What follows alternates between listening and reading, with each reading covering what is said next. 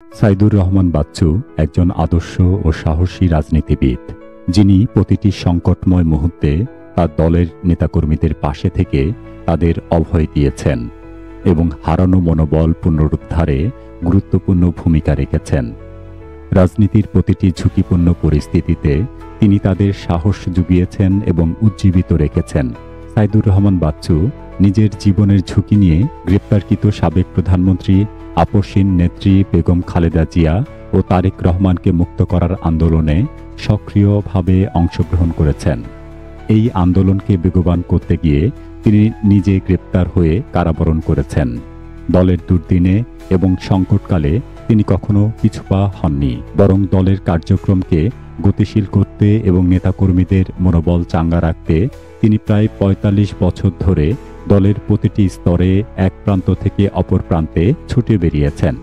তার আদম্য নেতৃত্ব এবং দৃঢ় মনোবলের কারণে তিনি বারবার পুলিশ নির্যাতন ও হয়রানির শিকার হয়েছেন।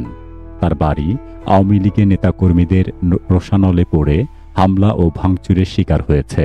রাজনৈতিক জীবনে একটি বড় অংশ তিনি কারাগারে কাটিয়েছেন। এক কারাগার থেকে আরেক কারাগার তার স্থানান্তর ছিল তার জীবনের একটি নিয়মিত অধ্যায়। ছাত্র রাজনীতিতে তার অবস্থান যখন শীর্ষে, তখন তাকে দুর্বল করার ষড়যন্ত্রে নাজমুল হত্যা মামলায় জড়ানো হয়। এই মামলাটি ষড়যন্ত্রমূলক ছিল এবং তাকে দীর্ঘ সময় কারাগারে আটক রাখা হয়। এছাড়া তার বিরুদ্ধে একের পর এক মামলা দায়ের করা হয়। সর্বমোট ৭৪টি মামলার বোঝা মাথায় থাকা সত্ত্বেও তিনি কখনো বিচলিত হননি, বরং তিনি নির্বিঘ্নে ছাত্র রাজনীতি চালিয়ে গেছেন এবং দলীয় কার্যক্রম অব্যাহত রেখেছেন। সাইদুর রহমান বাচ্চুর এই ত্যাগ, সংগ্রাম এবং দৃঢ় মনোবল তাকে একটি অপ্রতিদ্বন্দ্বী রাজনৈতিক ব্যক্তিত্বে পরিণত করেছে।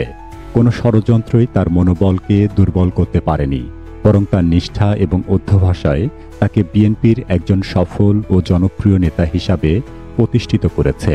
আজ তিনি শুধু সিরাজগঞ্জ জেলা বিএনপির নয়, পুরো দেশের রাজনৈতিক অঙ্গনের এক উজ্জ্বল নক্ষত্রের নাম।